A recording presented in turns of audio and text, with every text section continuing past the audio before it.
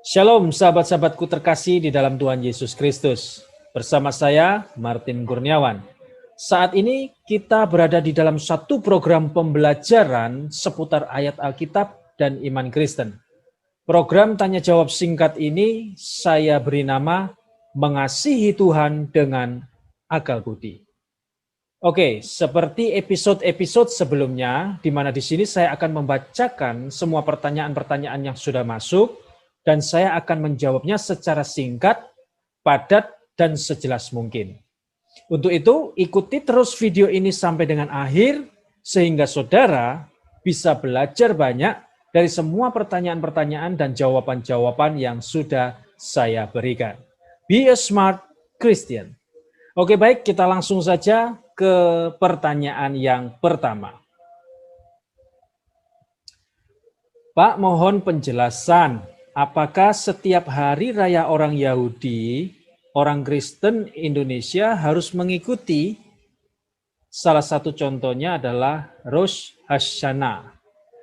Oke, Rosh Hashanah ini adalah bahasa Ibrani ya. Dan secara etimologis berarti permulaan tahun. Hari raya ini adalah salah satu dari 4 perayaan tahun baru yang dilakukan oleh orang Yahudi. Kata Rosh ini dalam bahasa Ibrani artinya kepala. Dan kemudian kata sandang H mendahului kata benda sebagai penentu. Dan kata Shana itu artinya tahun. Jadi Rosh Hashanah berarti kepala suatu tahun. Ini merujuk kepada hari pertama suatu tahun dalam kalender Ibrani atau Yahudi. Nah, istilah Ibrani Rosh Hashanah secara etimologi berkaitan juga dengan istilah bahasa Arab Rosh Hashanah, yaitu nama yang dipilih oleh para ahli hukum Muslim sebagai tahun baru Islam. Kembali ke pertanyaan saudara, apakah kita harus mengikuti? Jawabannya sama sekali tidak. Kenapa? Karena itu termasuk di dalam ceremonial law, yang mana seremonial law ini sudah dihapuskan pada saat Yesus mati. Dan itu bisa saudara lihat dasarnya ada di Efesus 2 ayat yang ke-15. Di mana dikatakan di situ dengan matinya sebagai manusia, ia telah membatalkan hukum Taurat. Dan hukum Taurat di situ maksudnya adalah seremonial law ini. Yang perlu kita ketahui ya, hukum Taurat itu terbagi menjadi 3. Ceremonial law, moral law, dan civil law. Dan ini termasuk di dalam ceremonial law, suatu hukum yang sudah dihapuskan pada saat Yesus mati. Baik, kita ke pertanyaan yang berikutnya. Pak, saya mau tanya, apa bedanya Theos dan Kurios? Dan kemudian yang disembah itu Tuhan atau Allah. Theos dan Kurios. Theos itu bisa diterjemahkan Allah, yang sungguh-sungguh Allah, bisa juga Allah kecil ya, atau dewa. Jadi dalam hal ini konteks sangat-sangat menentukan yang mana kita harus ambil atau pakai. Dan Kurios ini bisa diterjemahkan sebagai Tuan atau Tuhan. Dan lagi-lagi konteks sangat menentukan. Harus mengambil atau memakai yang mana. Jadi itu ya, Theos itu bisa diterjemahkan sebagai Allah yang sungguh-sungguh Allah, bisa juga Allah kecil atau dewa. Jadi dalam hal ini, konteks sangat menentukan saya katakan, ketika kita harus mengambil atau memakai arti yang mana. Begitu juga dengan Kurios, yang bisa diterjemahkan sebagai Tuan atau Tuhan. Dan juga sama, konteks sangat menentukan kita mengambil arti yang mana. Yang disembah Tuhan atau Allah. Tuhan yang sungguh-sungguh pasti adalah Allah. Dan Allah yang sungguh-sungguh pasti Tuhan. Jadi harus disembah. Oke, baik, kita ke pertanyaan selanjutnya. Apakah semua aktivitas setan dalam mengganggu manusia sudah ditentukan oleh Allah, Pak? Apakah semua aktivitas setan mengganggu manusia ditentukan oleh Allah? Jadi begini, apa yang sudah terjadi itu semua bisa terjadi karena ada yang menentukan. Dan di sini yang menentukan pasti Tuhan. Jadi apa yang sudah terjadi itu semua bisa terjadi karena sudah ditentukan oleh Tuhan. Oke, pertanyaan selanjutnya. Bagaimana dengan nabi-nabi dan ada juga Rasul Petrus yang pernah mengalami penglihatan? Bisakah di zaman sekarang ini kita percaya jika ada orang Kristen yang memiliki penglihatan? Karena dengan nabi-nabi dan juga Rasul Petrus mengalami penglihatan. Itu berbicara tentang masa atau zaman para nabi atau rasul, itu berbeda zaman, sahabatku. Waktu itu Alkitab belum ada atau belum lengkap. Maka Tuhan di situ banyak menggunakan cara-cara supranatural. Di dalam zaman ini masih bisa sih, tetapi sangat jarang kalau menurut saya. Karena itu secara pribadi saya lebih condong untuk tidak mudah percaya akan hal-hal semacam itu. Kenapa? Karena orang yang membual itu sangat banyak. Jadi di sini kita butuh ketelitian, butuh penelitian, pengamatan yang jeli terhadap hal-hal semacam itu. Oke, baik, kita ke pertanyaan yang selanjutnya. Saya mau tanya, Pak, jika ada sepasang suami istri dan bercerai gara-gara hubungannya kurang harmonis. Lalu singkat cerita kedua pasangan ini kawin lagi dan pada suatu waktu pasangan mereka masing-masing meninggal. Pada suatu waktu dan yang tidak terduga kedua orang ini dalam kurung mantan suami atau istri bertemu. Lalu mereka mengambil kesimpulan kalau Tuhanlah yang mempertemukan mereka kembali dan pada akhirnya mereka menikah. Ini nyata, Pak. Bagaimana pandangan Kristen tentang kasus seperti ini? Iya, kalau mereka itu cerai dan salah satunya saja sudah menikah kembali, maka rujuk tidak diizinkan untuk selamanya. Perhatikan ya kata-kata saya, kalau mereka ini cerai dan salah satu saja sudah menikah kembali, maka rujuk tidak diizinkan untuk selamanya. Apa dasarnya? Dasarnya kita bisa lihat di dalam Ulangan 24 ayat yang pertama sampai dengan yang keempat. Jadi nanti saudara bisa melihat di dalam Ulangan 24 ya ayat 1 sampai 4 dan penekanan bisa dilihat di ayat keempat di mana di situ dikatakan bahwa tidak boleh mengambil dia kembali menjadi istrinya setelah perempuan itu dicemari, ya setelah terjadi pernikahan lagi, ya kan? Sebab itu adalah kekejian di hadapan Tuhan. Firman Tuhan katakan dengan jelas bahwa itu adalah suatu kekejian di hadapan Tuhan. Oke, baik kita lanjut ke pertanyaan yang selanjutnya. Apa perbedaan Allah, Tuhan, dan Tuhan, Pak? Perbedaan Allah, Tuhan, dan Tuhan. Allah itu adalah jenis makhluknya. Jadi begini, contohnya seperti Gabriel, Mikael, itu adalah malaikat. Kemudian Mopi, Bleki, itu adalah anjing. Joni, Santi, itu manusia. Nah, dia itu Allah. Oke, jelas ya. Saya ulang ya. Allah itu adalah jenis makhluknya. Jadi contohnya itu ya, seperti Gabriel, Mikael, itu adalah malaikat. Mopi, Bleki, itu anjing. Kemudian Joni, Santi, itu manusia. Nah, dia itu Allah. Oke, yang selanjutnya, sedangkan Tuhan itu adalah kedudukan atau jabatan tertinggi di alam semesta ini. Ya, Tuhan itu adalah kedudukan atau jabatan tertinggi di alam semesta ini. Kemudian kalau Tuhan, Pak. Nah, kalau Tuhan ya seperti kita biasanya gunakan kata itu dalam sehari-hari. Itu. Jadi artinya ya Tuhan, seperti yang kita gunakan dalam kehidupan sehari-hari. Oke, baik, kita masuk ke pertanyaan yang selanjutnya. Orang yang sudah kenal Tuhan Yesus, tapi masih berbuat tidak sesuai dengan keinginan Tuhan Yesus, minta saran dan penjelasan dari Bapak. Ya, orang yang sudah kenal Tuhan Yesus, atau semua orang yang sudah percaya, itu masih bisa jatuh ke dalam dosa.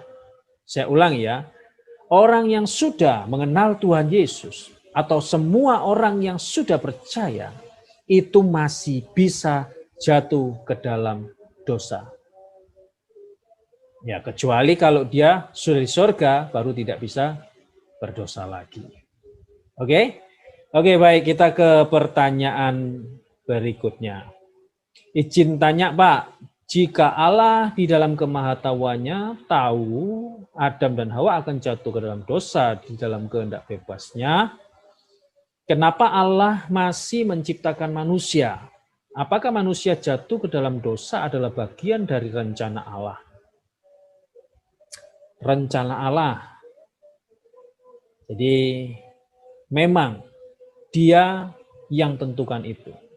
Tetapi di saat yang sama, Dia juga sekaligus menentukan penebusan oleh Yesus. Ini adalah hal yang perlu kita semua ketahui ya. Memang Dia tentukan itu. Tapi di saat yang sama, Dia sekaligus juga menentukan penebusan oleh Yesus. Itu adalah rencana Allah. Oke, pertanyaan selanjutnya. Aku mau tanya, apakah orang Kristen seharusnya tidak bisa disantet, ataukah bisa jika Tuhan mengizinkan? Santet. Iya. Orang Kristen sejati tidak bisa disantet. Saya katakan sekali lagi ya. Orang Kristen sejati tidak bisa disantet. Dasarnya mana? Kita bisa lihat di dalam Bilangan 23 ayat yang ke-23. Di mana dikatakan di situ bahwa tidak ada mantra yang mempan terhadap Yakub. Kita tahu dong siapa Yakub ini. Adalah orang yang saleh, orang yang percaya kepada Tuhan dengan sungguh-sungguh. Jadi jelas, orang Kristen sejati tidak bisa disantet. Oke, baik. Pertanyaan selanjutnya. Shalom Pak, maaf mau tanya. Apakah wanita menggugurkan anaknya itu dosa? Dan seketika menggugurkan anaknya, dia datang kembali pada Tuhan. Apakah Tuhan masih bisa mengampuni? Wanita menggugurkan anaknya itu dosa atau tidak? Dosa? Ya jelas. Karena itu termasuk dalam kategori pembunuhan. Jadi jelas itu dosa. Kemudian bagaimana tentang mengampuni? Apakah ketika dia datang kepada Tuhan, Tuhan masih mau mengampuni, mau mengampuni dia? Tentu bisa, asalkan dia percaya kepada Yesus dengan sungguh-sungguh. Apapun dosanya, apapun yang menjadi dosa-dosanya, pasti diampuni. Oke? Jadi seperti itu. Kalau dia sungguh-sungguh datang kepada Tuhan Yesus, tidak ada dosa yang tidak bisa diampuni. Baik, kita ke pertanyaan yang berikutnya. Tolong jelaskan Yohanes 1 ayat 1. Pada mulanya adalah firman. Firman yang telah menjadi manusia. Apa arti firman sesungguhnya? Arti firman sesungguhnya. Yohanes 1 ayat 1, pada mulanya adalah firman. Kata Yunani untuk firman di sini adalah logos. Jadi kata bahasa Yunani untuk kata firman di sini menggunakan kata logos, yang di dalam bahasa Inggrisnya adalah word, yang artinya adalah kata. Seorang penafsir bernama Adam Clark berpendapat ya bahwa kata logos ini tidak boleh diterjemahkan karena ini memang merupakan sebuah nama bagi Yesus.